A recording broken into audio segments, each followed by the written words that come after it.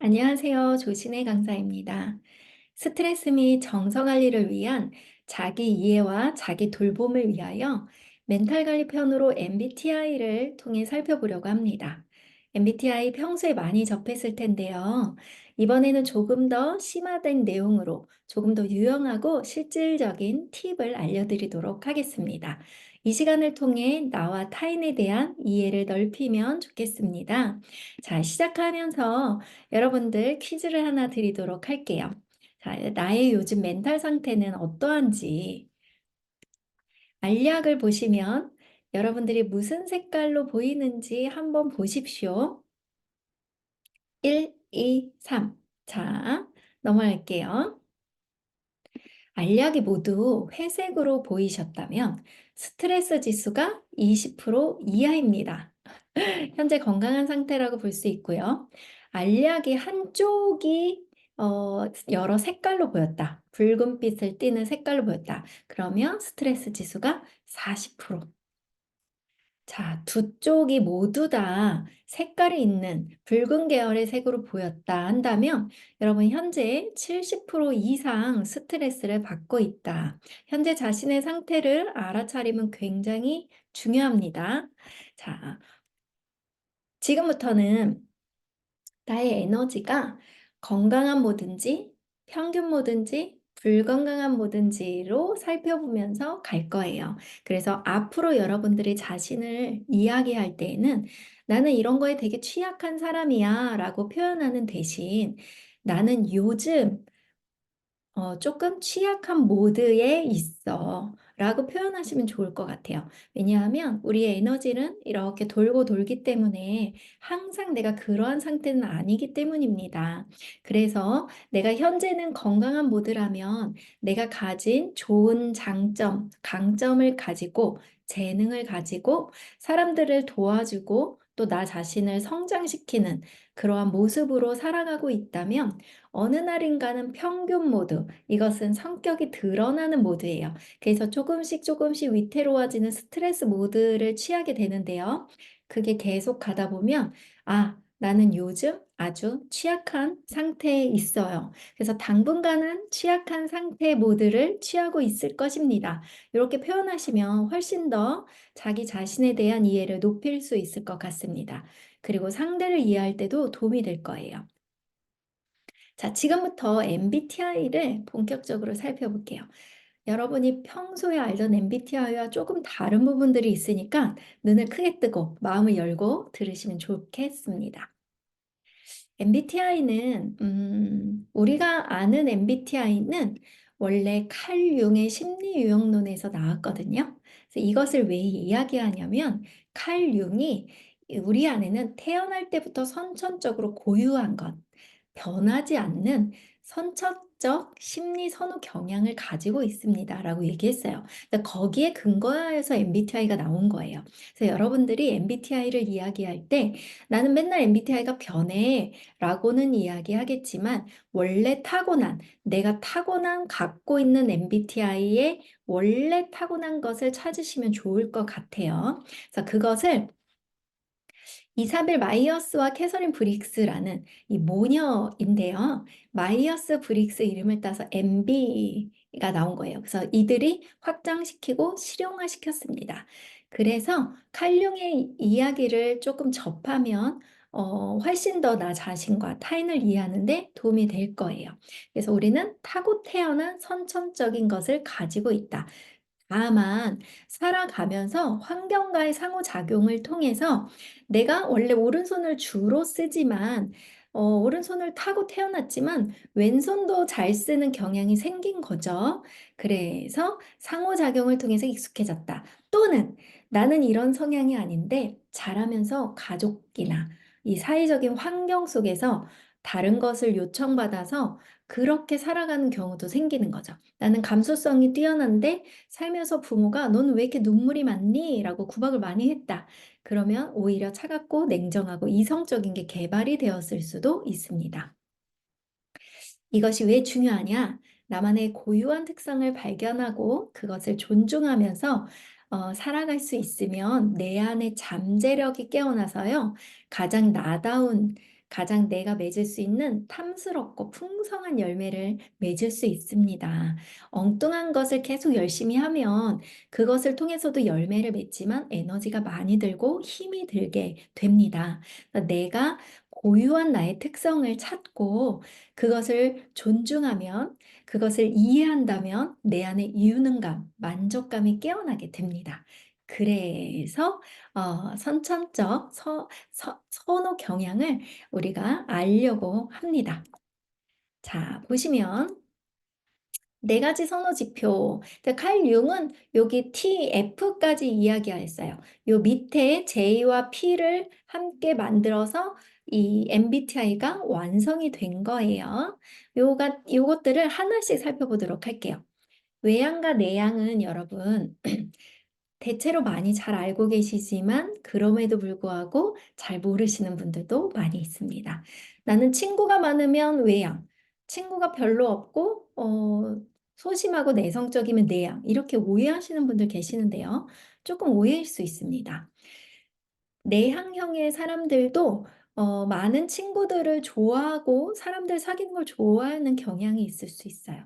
다만 내향형인 사람은 내가 친구들을 만나고 돌아오는 길에 여러 가지 사색을 더 많이 하게 되는 경우냐, 또는 만나기 전부터 만나야 되는지 부담감을 갖게 되거나 이런저런 생각을 많이 하게 되는 사람은 내향형인 선천적인 선호 경향 가지고 태어난 것일 수 있습니다. 그래서 사람 만나는 건 좋지만 만나면서 내가 에너지를 쓰고 오는 거예요. 그래서 당분간은 잠수를 타게 되기도 하고 조용히 혼자 있는 시간을 갖게 되기도 합니다. 그것들이 내향형의 신호일 수 있습니다.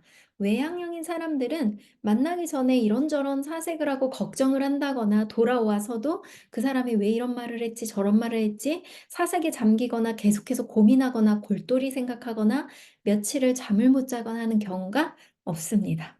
거의 없습니다. 그래서 내가 사람들을 향해 나아가는 사람이면 외향형. 그래서 행동을 통해 사람들과 함께 있을 때 에너지를 충전하고 혼자 있으면 시름시름 앓게 되거나 기운이 없다 하는 사람은 외향형이고요. 사람들을 만나고 오면 에너지를 소진해서 혼자만의 생각할 시간과 다시 재충전할 시간이 필요한 사람은 내향형일 가능성이 많습니다. 감각형과 직관형은 가장 어려운 부분이에요. 많은 분들이 잘 모릅니다. 자, 실제로 그룹 코칭을 할 때 이렇게 이야기를 하면 정말 재밌고 도움이 많이 되거든요. 실제로 굉장히 차이가 많이 납니다. S와 N은 우리가 구별하기는 어렵지만 너무 다른 사람들입니다. 꽃을 보고 어떤 생각이 나는지 여러분 한번 보시겠습니까? 네. 그리고 노을을 보면 어떤 생각이 나는지 한번 살펴보십시오. 잠시 멈춤하시고 내가 꽃을 보면 어떤 생각이 나는지 메모지에 한번 적어 보시고 노을을 보면 어떤 생각이 나는지 잠깐 메모지에 적는 시간을 드리도록 하겠습니다. 그리고 보시면 감각형의 사람들은 붉다, 하얗다, 꽃이 많다, 적다 이렇게 심플하게 말씀하신 분들이 많고요. 직관형의 분들은 이렇게 마인드맵을 그린 분들도 계세요. 이 안에서 꽃을 통해서 향기부터 그다음에 향수, 그다음 거기에 벌, 식물원까지 사고가 확장이 됩니다. 음, 여러 가지가 생각이 확장이 되죠. 노을도 한번 볼게요. 색이 예쁘다, 붉다, 저녁 이렇게 그리고 현재 지금 여기에서 저걸 보면서 맥주를 한 잔 하고 싶다 이런 분들도 계세요. 근데 여기에서 직관형은 뭔가 마지막 발광 같고 여기 마인드맵을 보면 노을빛에서 늑대와 개까지 나아갔어요. 구름, 해, 여름 다양한 것들을 상상하죠. 이 감각형을 보면 내가 어떤 판단을 하지 않아요. 그냥 있는 그대로 본 것을 이야기해요. 느낀 거, 들은 거, 그래서 정보를 인식해서 현실을 그대로 보고 구체적으로 표현합니다. 그래서 세부적인 거에 강해요. 그래서 숲보다는 나무에 강합니다. 그러니까 창의적인 새로운 아이디어를 내는 것은 힘들어 하고요. 절차에 따라 움직일 때, 있는 그대로를 내가 수행할 때 편안하고 집중력을 더 갖게 됩니다. 그래서 이들에게는 창의성이 없다라고 하기보다는 어떠한 일을 능숙해질 때까지 일정한 반복 작업을 통해서 거기를 유능하게 하면서 새로운 창의성을 표현하는 것들이 이 감각형의 일하는 방식입니다. 직관형을 보면 예를 들어 붉은 사과를 보여줬어요. 그러면 백설공주가 떠오른다. 와 같이 암시적이고 비유적으로 그리고 그 육감, 오감 그 너머가 육감이죠. 여섯 번째 감각 이러한 것들을 통해서 어떤 가능성, 그 너머 이면의 의미까지 보려고 하거든요. 근데 이게 자동 반사적으로 그렇게 확장이 되는 거예요. 그렇기 때문에 세세한 나무의 상황을 보기는 좀 취약하고요. 전체적인 숲을 보는 데에는 N이 아주 탁월하게 할 수가 있습니다. 그래서 반복적인 업무, S가 좋아할 업무를 주게 되면 N은 수행하기가 어려워지고 에너지가 막 너무 많이 소진이 되거든요. 그래서 구체적인 아이디어가 실행되는 과정보다는 실행하기 전에 아이디어를 생각하는 과정에 더 적극적인 음, 에너지를 쓸 수 있습니다. 자, 어떠한 것들이 이 지금 결과로 심리 검사를 해서 결과보다도 그 결과는 지금 현재 내가 자주 쓰는 것이 나왔을 가능성이 많이 있습니다. 그래서 이렇게 이야기를 통해서 여러분들을 조금 더 또 발견하시면 좋겠습니다. 자, 사고와 감정을 볼게요. 에피소드 하나를 드리겠습니다. 여러분은 어떨지 한번 보세요. A와 B가 있습니다. 이들은 아주 옛날부터 친한 사이였어요. 친구 사이이기도 했고요. 근데 회사에서도 같은 업무를 하고 있습니다. 근데 이들이 업무를 하는 과정 중에 의견 충돌이 심각하게 일어나서 아주 격렬한 토론을 했어요. 그래서 격렬한 토론을 했고 그 과정 중에 감정이 또 좀 상했어요. 분위기도 험악해졌고요. 근데 회의가 딱 끝났어요. A는 아무렇지도 않게 B에게 밥 먹으러 가자 합니다. B는 가슴형이에요. 감정형이에요. A는 사고형이에요. 어, 가슴형인 A는 어떻게 반응할까요? 자, 여러분이라면 어떻게 반응할까요? 여러분은 여러분이 T라면, 여러분이 B인데 T예요. 나는 B인데 F예요. 그래서 T라면 F라면 어떨지 한번 생각해 보십시오. 정말 다 다른 답이 나왔어요. 깜짝 놀랐어요. 근데 이 대답을 통해서 자신이 그동안 F라고 생각했는데 T를 굉장히 잘 쓰고 T일지도 모르겠다라고 자신의 가설을 바꾼 분들도 많이 계시거든요. 근데 보시면 만약에 T라면 내가 B인데 T라면 이러는 거예요.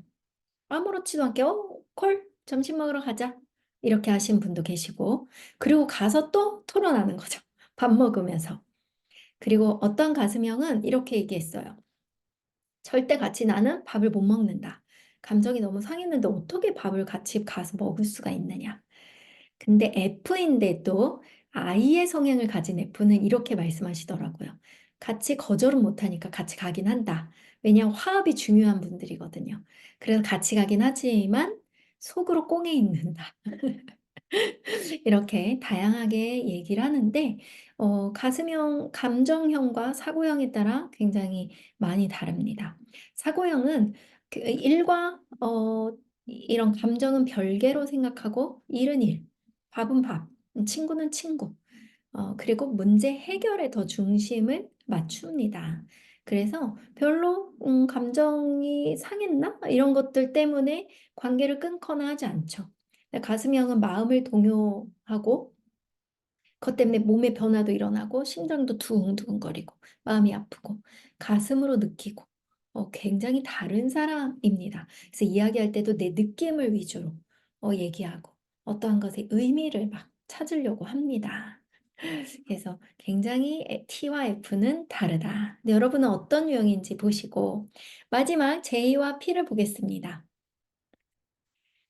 J는 결과 중심적이고요. 빠르게 판단하는 능력이 있습니다.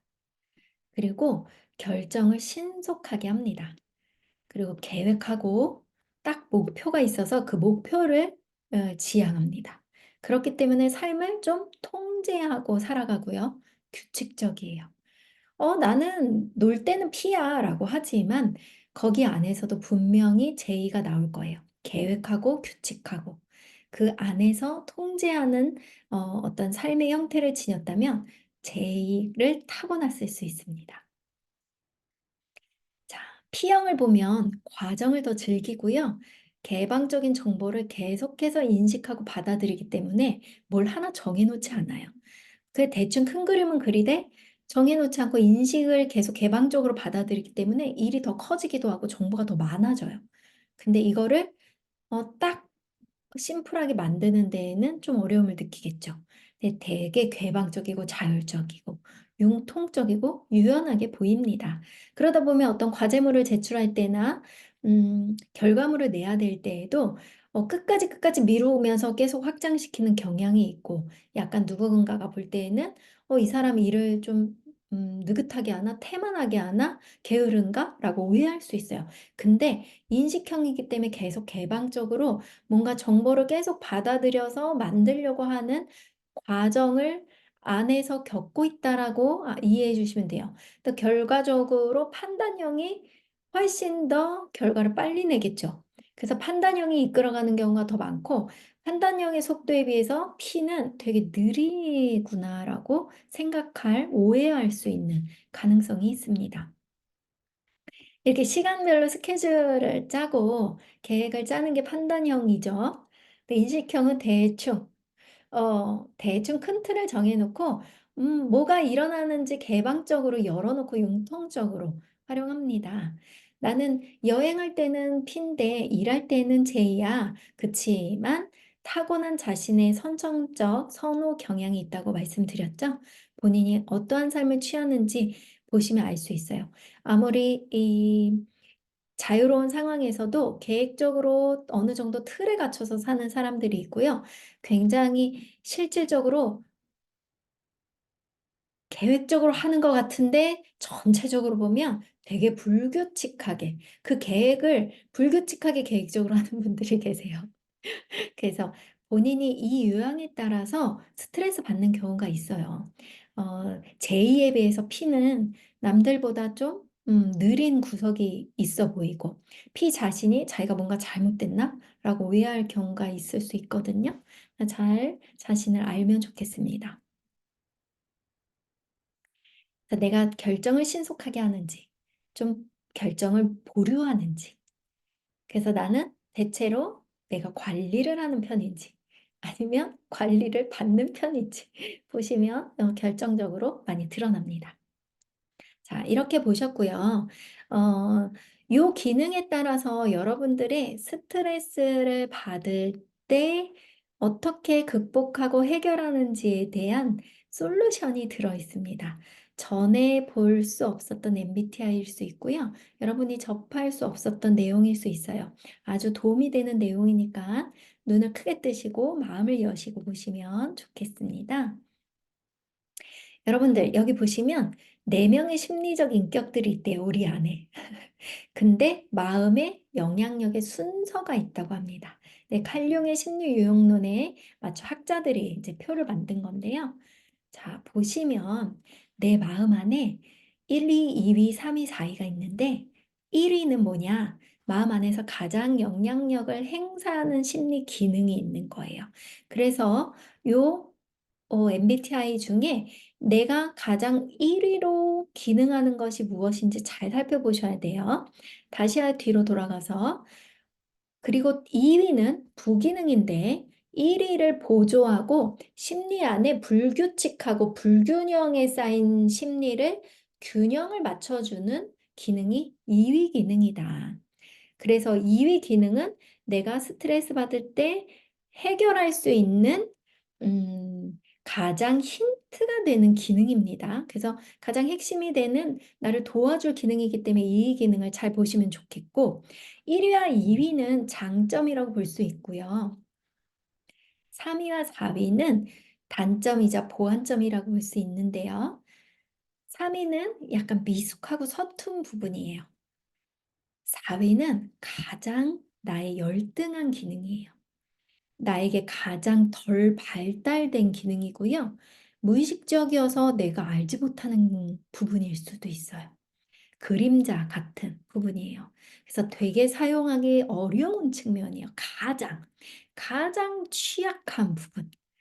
어, 그래서 나의 수치심의 원천이기도 하고 숨겨진 모습, 직면하고 싶지 않은 모습, 미숙하고 서툰 자신의 모습일 수 있습니다. 그래서 여러분이 이러한 사위 열등 기능을 마주하고 직면할수록 나의 그림자가 내 영역에 통합이 되고 내 무의식에 의식화되고 그래서 의식이 확장되면 남들이 건드렸을 때 덜 발끈하고 덜 감정적이고 덜 요동치고 할 수 있습니다. 그래서 열등 기능을 아는 것도 굉장히 중요합니다.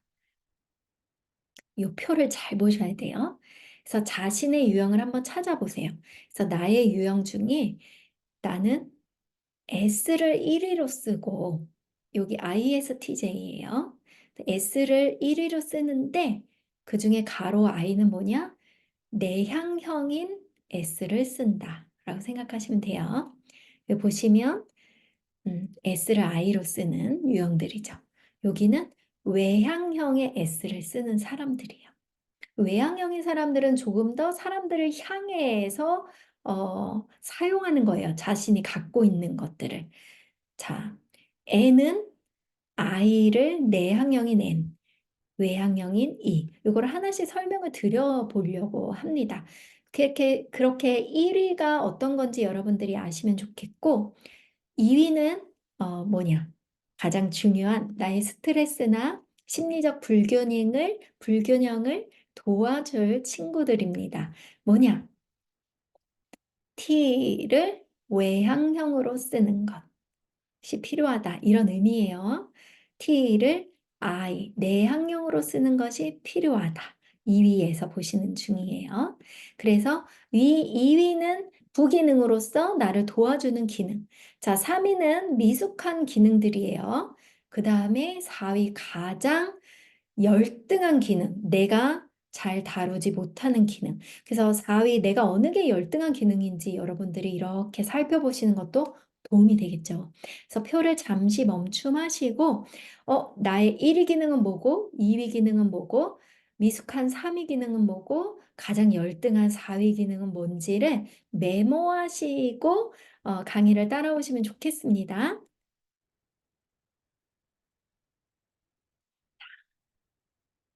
T 대 외향형인 T가 1위 기능인 사람들, 주기능으로 쓰는 사람들은 별칭이 있어요. 행정가라고 얘기해요. 그래서 논리를 외부로 쓰는 사람이에요.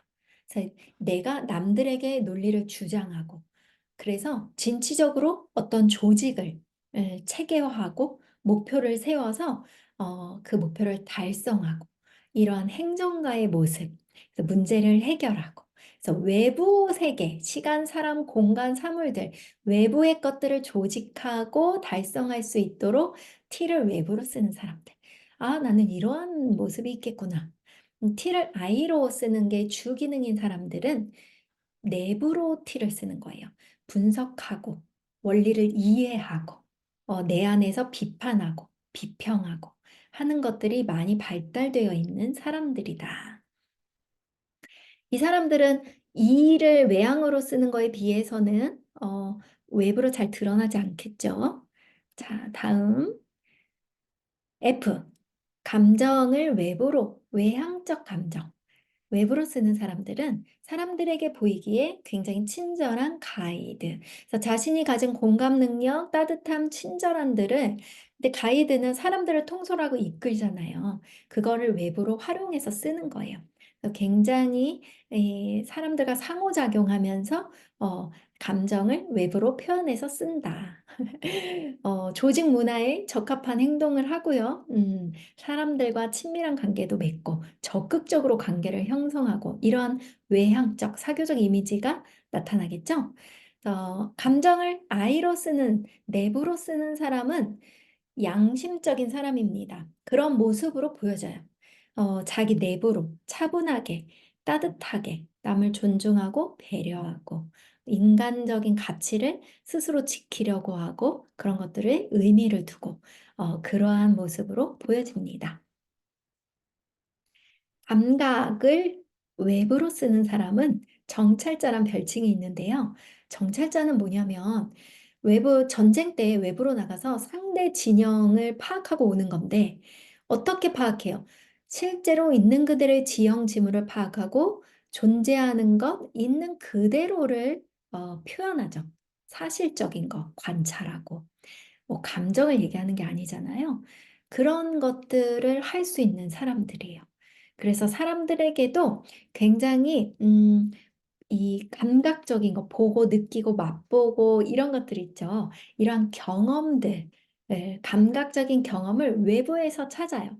그래서 행동하고 현실적이고 실용적인 진짜로 실질적인 해결책을 내놓고 이런 것들을 외부로 쓰는 사람이다. 감각을 내부로 쓰는 사람은 별칭이 컨저베이터인데요. 뜻은 보존 처리 전문가라고 하거든요. 근데 어떤 물건을 예를 들면 유형물을 보존할 때막 곰팡이 쓸지 않게 하고 계속해서 보존하고 유지할 수 있도록 하는 사람들이거든요. 그래서 감각들을 자기 내부로 써서 어떤 계획을 세우고 평가하고 과거의 데이터, 감각적인 데이터, 현실적인 데이터, 사실적인 데이터를 기준으로 평가하고 정보를 처리하고 통찰력이 굉장히 뛰어나겠죠. 이러한 것들을 쓰는 사람들입니다. 자, 직관을 외부로 쓰는 사람은 브레인스토머 같아요. 굉장히 막 창의적이고 막 연결이 되고 생각들이 꼬리에 꼬리를 물고 혁신적이고 다양하고 그래서 사람들의 잠재력 가능성을 돕기 위해서 외부로 아이디어를 제공하고 만들어내고 합니다. 내부로 쓴다. N을, 여긴 N이에요. N을 내부로 쓰는 사람은 예언자 같은 느낌이 듭니다. 자기 안으로 직관적이고 통찰적이고 미래를 내려다보고 음, 다른 사람에게 동조하고 공감하고 이런 사람들. 그래서 이면의 의미를 파악하고 미래에 대한 비전과 전략을 제시할 수 있는 그런 사람들이 N을 I로 잘 쓰는 사람들입니다. 자, 이제 넘어가서 그러면 스트레스 상황에서 우리가 어떻게 사람들의 심리 변화를 알 수 있느냐? 이걸 알면 정말 도움이 많이 됩니다. 우리가 아까 주기능, 여러분 메모하셨죠? 나의 주기능은, 어, 1차 기능으로 주기능을 잘 활용할 때에는 굉장히 균형 잡히고, 나를 돕고, 남을 돕고, 나를 성장시키고 하는 건강한 모습에, 아까 건강한 모드의 성격 모드를 취하게 돼요. 그런데 점점, 주기능을 남용하기 시작하면, 내 자원이 주기능밖에 없어요. 그리고 나는 음, 주기능은 자동으로 계속 남용이 될 수밖에 없어요. 자동적으로. 그래서 주기능이 남용되기 시작합니다. 그러면서 스트레스 상황이 겹치고 겹치고 겹칩니다. 그러면 그럴수록 우리는 뭘 사용하냐? 여러분 급박할수록 가장 자신이 잘 사용하는 걸 활용하잖아요. 그죠? 그러니까 급박할수록 스트레스가 받을수록 내가 여유가 없을수록 가장 쉽고 잘 쓰기 쉬운 주기능이 남용이 되기 시작합니다. 되게 재밌는 얘기죠. 그럴수록 어쩔 수 없이 가장 잘 쓰는 것이 쓰여질 수밖에 없고 결과적으로 남용이 될 수밖에 없어요. 그러다가 어떠한 트리거, 권총 빵 하고 땅 하고 총이 울리는 이게 땅 하고 트리거가 걸리게 되면 이제 어떤 사건이 딱 발생을 합니다. 그러면 열등 기능이 확 튀어오르게 됩니다. 아까 열등 기능은 뭐라 그랬냐? 누구에게나 갖고 있는 나의 열등 기능, 가장 덜 의식적으로 사용할 수 없는 가장 무의식적이고 가장 유치하고 어린아이 같고 가장 좁은 시야를 갖고 있고 짜증과 분노가 올라오게 되는 그런 열등 기능이 올라오게 됩니다. 예를 들면 평소에 나는 T예요. 예를 들어 균형 잡힌 논리적 사고를 해서 사람들에게 도움을 주고 내 삶도 건강하게 이끌어 가던 1차 기능을 굉장히 잘 쓰던 사람이에요. 근데 그게 남용이 되기 시작하고 스트레스 상황일수록 더더더 강화가 되면서 트리거가 생겨요.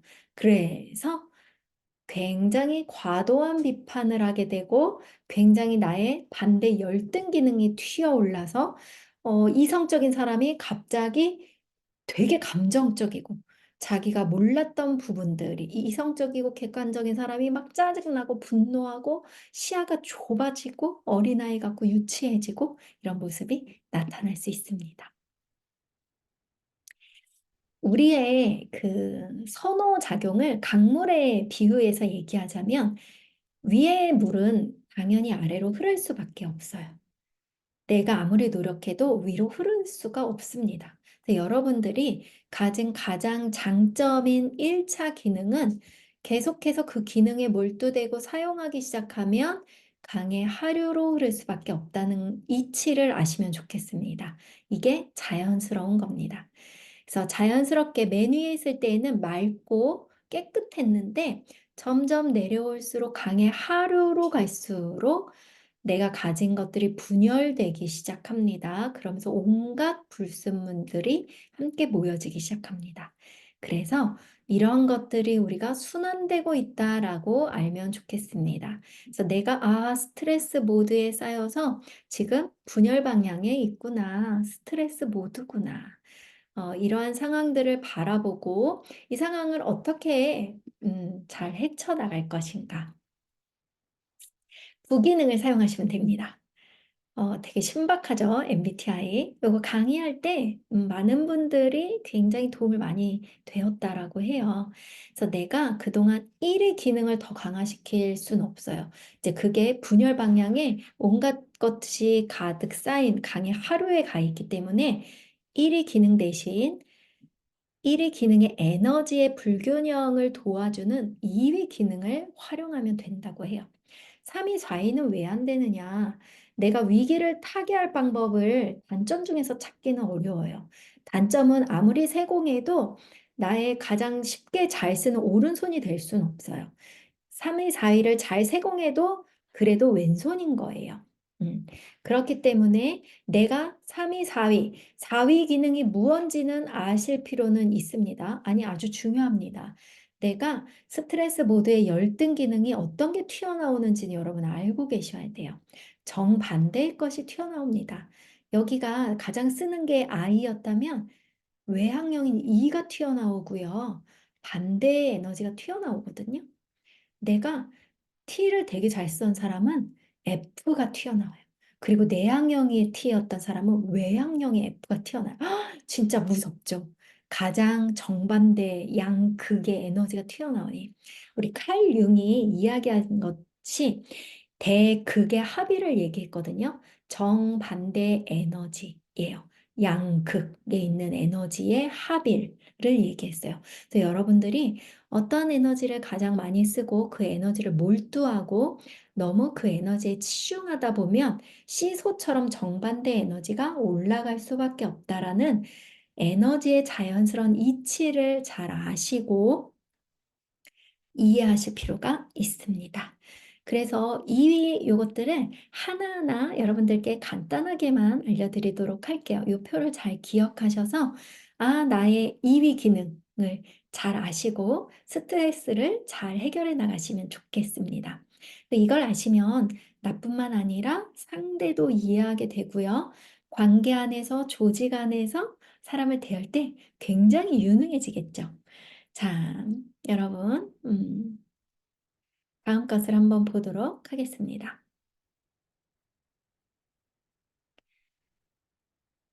예를 든 거예요. 만약에 INFP라면요.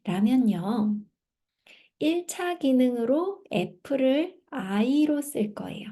내부로. 되게 따뜻한 사람, 공감하는 사람, 조용히 남을 배려하고 공동체 안에서 잘 어우러지는 사람. 부드럽고 인간적인 사람. 이거를 계속해서 써내려 간다. 에너지가 몰두된다. 그럴 때 주기능이 남용되면서 이제 또한 스트레스 상황이 계속해서 겹친다. 그러면 강점을 지나치게 사용하게 되는 거죠. 너무 인간적이고, 너무 공감하고, 너무 남에게 맞추고, 이러다 보면서 움츠러들게 돼요. 움츠러든다는 거는 아이를 굉장히 몰두했다는 거죠. 내부로 움츠러드는 거거든요. 몸에도 이상이 생기기 시작하고 사소한 일에 굉장히 감정적이고 민감하게 반응하고요. 조화와 협력을 중요시하기 때문에 갈등을 회피하기 시작하면서 자기만의 동물로 들어가겠죠.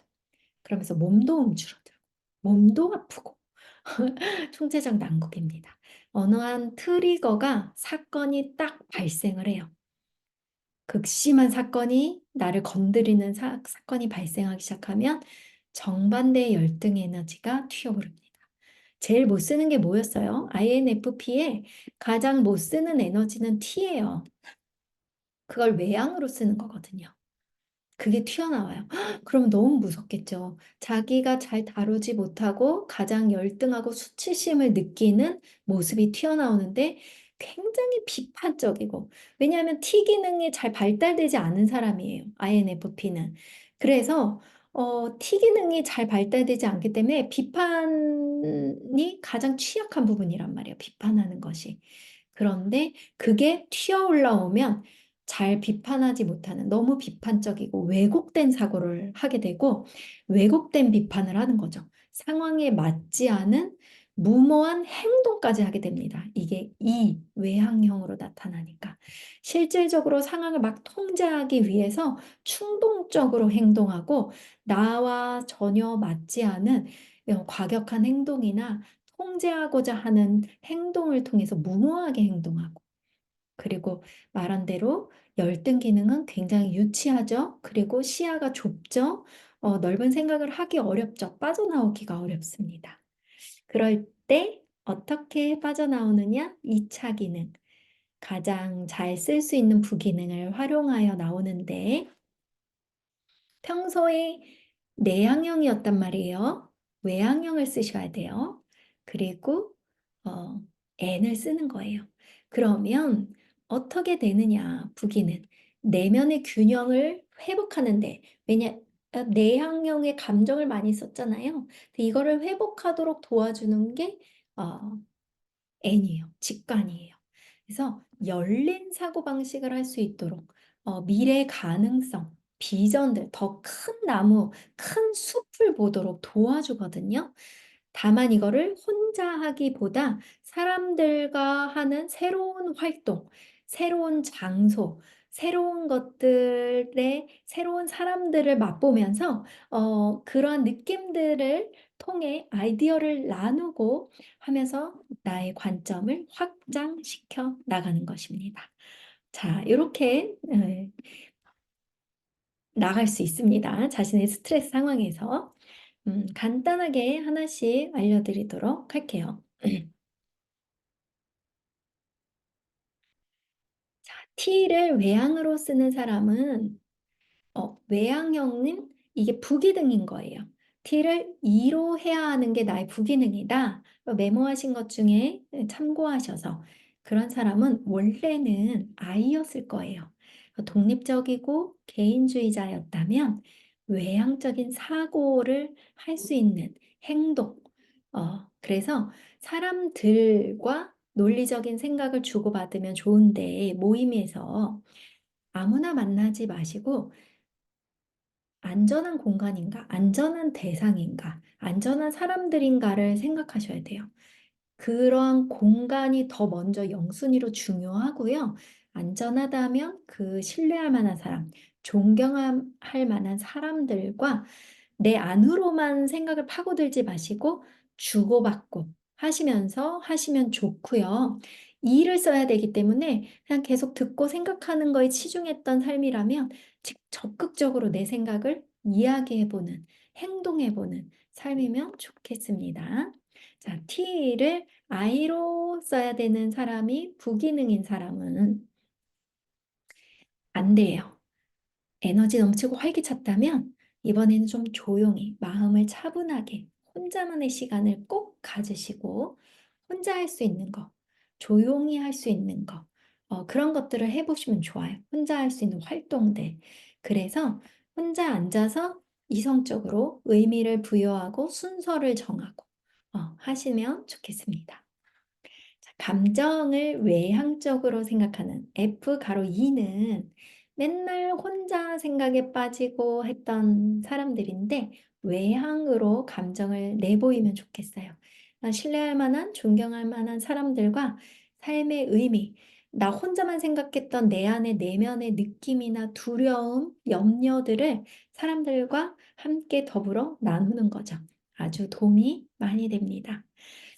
자, F를 I로 써야 되는 것이 부기능인 사람은 외부 활동을 줄이세요. 내면의 감정에 집중하고 그리고 중요한 거 I를 써야 되는 게 부기능인 사람은 그동안 말하는 거에 치중했다면 듣는 거, 경청하는 것이 굉장히 도움이 됩니다. 그래서 조용히 남들의 얘기를 경청하고 사색하고 그리고 대체로 빨리 해결하기 위해서 행동을 취했을 거란 말이죠. 그러지 말고 조금 멈춰서 혼자만의 시간을 갖고 잠시 스탑, 생각을 정리해서 얘기하시면 좋겠습니다. 그 다음에 S 갈게요. S를 외향형으로 쓰는 사람들, 활동적으로 행동하셔야 되는데 S적인 행동을 해야 되는 거예요. 뭐예요? 감각적인 행동. 쇼핑한 거, 만나는 거, 먹는 거, 보는 거, 자극하는 거, 몸을 쓰는 거, 운동하는 거. 이러한 활동을 외부적으로 하시면 좋을 것 같아요. 몸 움직여서 여행하고, 사람들과 함께 먹고. 그래서 감각적인 즐거움을 느끼는 활동. 이거 재밌겠네요. 이런 거 하시면 좋겠습니다. 또 감각을 I로 써야 되는 사람들. 음. 이거는 혼자만의 장소에서 어, 혼자의 시간, 일기 써보고 사실적인 정보를 토대로 대화하고 말하고 이게 감정을 쓰는 게 아니라 사실적인 정보를 쓰려고 노력해 보세요. 상담할 때 일어난 일에 대해서 얘기해 보세요 라고 하면 대부분이 감정적인 얘기를 많이 하시거든요. 그냥 있는 그대로의 사실을 얘기해 보는 게 감정을 빼고 얘기하는 게 되게 어려워요. 그렇게 모든 게 우리가 감정을 덕지덕지 붙여서 얘기하는 게 일상화되어 있기 때문에 있는 그대로의 사실을 얘기하는 게 쉽지 않아요. 되게 재밌고 중요한 팁이에요. 그래서 감정을 최대한 빼고 사실적인 정보를 토대로 말하려고 노력해 보십시오. 그러면 열등 기능에 사로잡힌 상태에서 서서히 여러분이 벗어날 수 있습니다. 자, N을 외향으로 써야 되는 사람들. 평소에는 내향적이고 관조적이고 조용하고 이랬던 사람이지만 이제 외부 활동, 외부의 활동성에 집중하셔서 하시면 좋겠고요.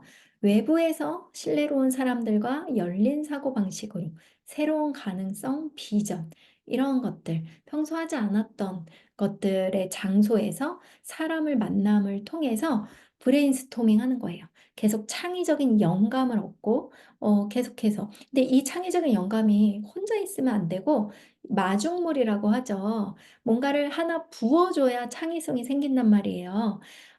그렇기 때문에 사람들과의 외부적인 만남, 다양한 새로운 장소가 나에게 영감이 되어줄 수 있습니다. 그렇게 외향적인 N을 써보시면 좋겠습니다. 자, N을 I로 써야 되는 사람들. 부기능으로 나는 내향적인 직관을 써야 된다. 한 사람들, 어떤 내면의 의미를 파악하고 조용히 혼자 책을 읽거나 글을 읽으면서 내면의 생각을 정리하는 거예요.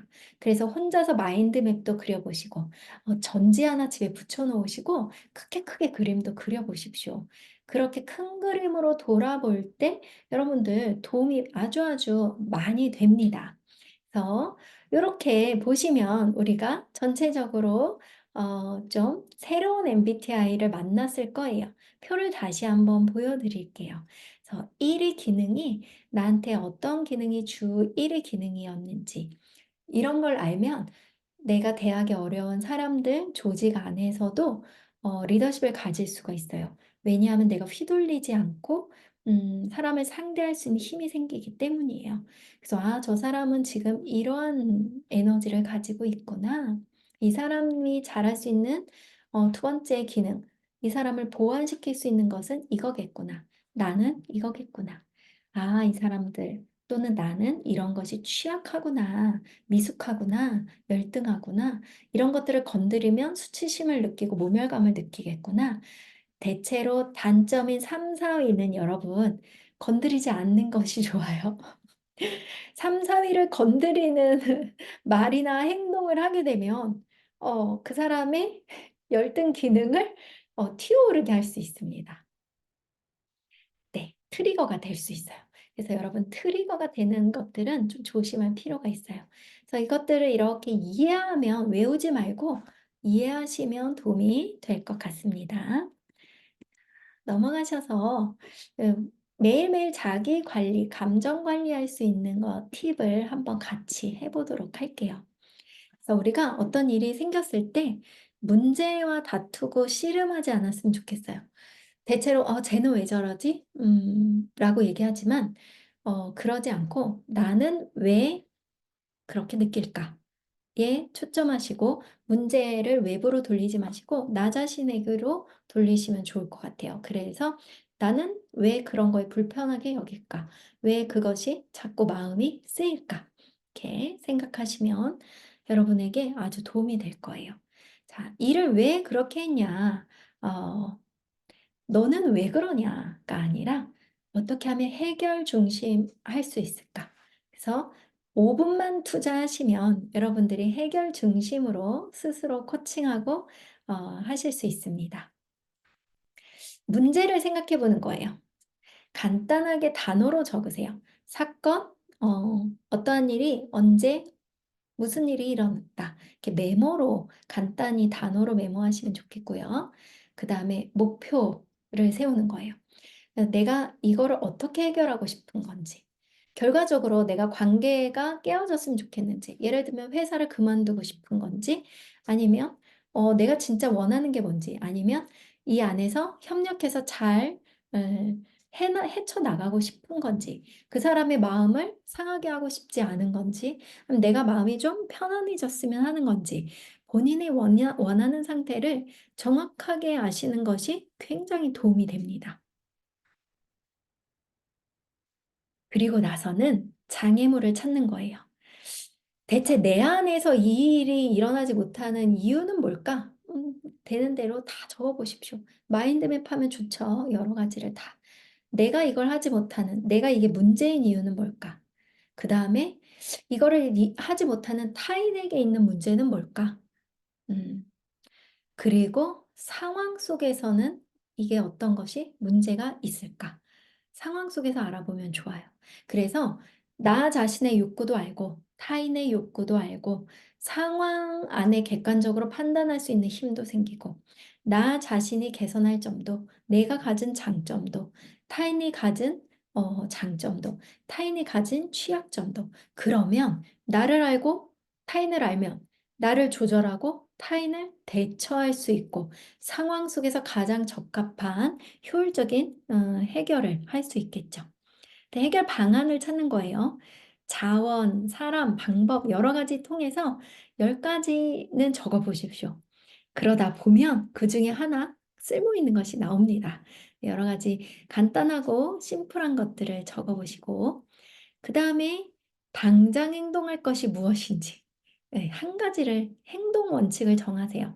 '아 내가 이걸 통해서 느낀 점이 이런 것이야. 그러면 깨달은 점이 이거니까 당장 요걸 해 봐야 되겠다.' 이게 단 5 분이면 됩니다. 하루 아침에 5 분만 투자하셔서 하루 일과를 굉장히 여유롭게 시작하실 수 있는 아주 큰 도움이 될 거라고 생각합니다. 우리 바디 스캔하는 거 이제 한번 배우도록 할게요. 그래서 여러분들이 이러한 것들을 하기 전에 잠시 몸과 마음의 상태를 고요하게 만들면 좋겠습니다. 자, 이거는 여러분 우리 같이 해 보면 어떨까요? 자, 자세를 바르게 하시고 음 여러분 편안하게 하시고 척추를 바로 세워 주십시오.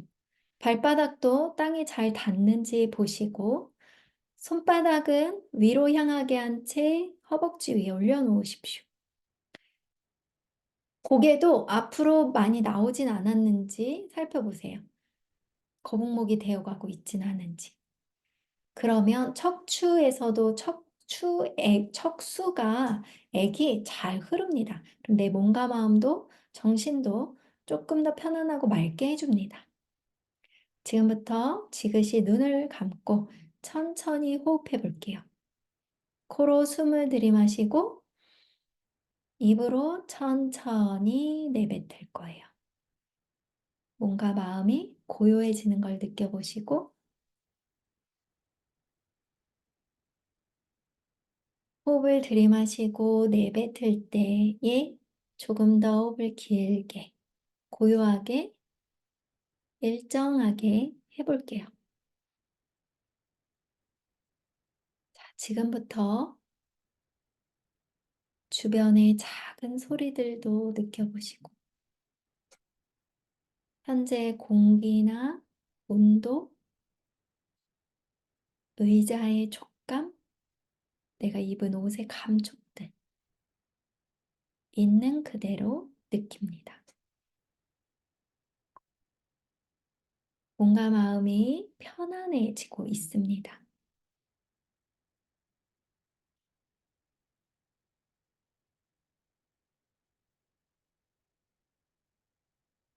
바디 스캔을 할 건데요. 이따가 생각할 거리와도 연관이 되니까 여러분 주의 깊게 한번 느껴보십시오.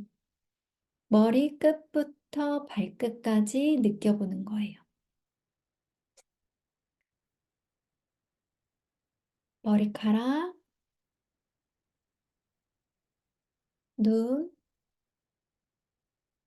코, 내 숨, 얼굴, 턱근육,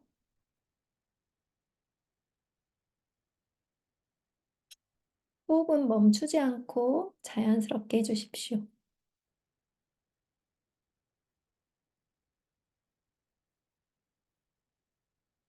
심장 소리도 들어보시고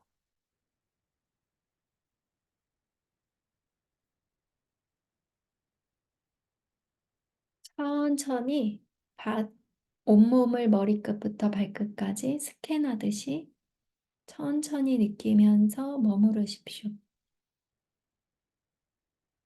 그때 느끼는 옷의 감촉, 지금 공기, 온도, 습도, 소리,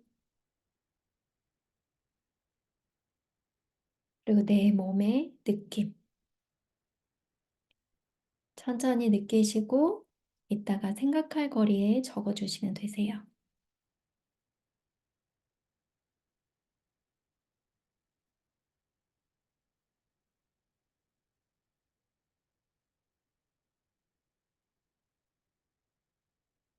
자, 좋습니다. 지금 집중하기 혹시 어려우셨던 분들은 한 3 분이나 5분 정도 타이머를 맞춰 두시고 한번 실제로 해 보시면 좋겠습니다. 생각거리 질문을 드리도록 할게요. 여러분, 3분 바디 명상 하시고 바디 스캔 명상하시고 청각이나 촉각, 후각 아까 들어온 것들 그래서 주변에 차 소리 어떤 것들이 있었다 이런 것들을 느끼는 대로 적어 보시면 좋겠습니다. 그래서 내가 느낀 거 '아 옷이 꽉 낀다.'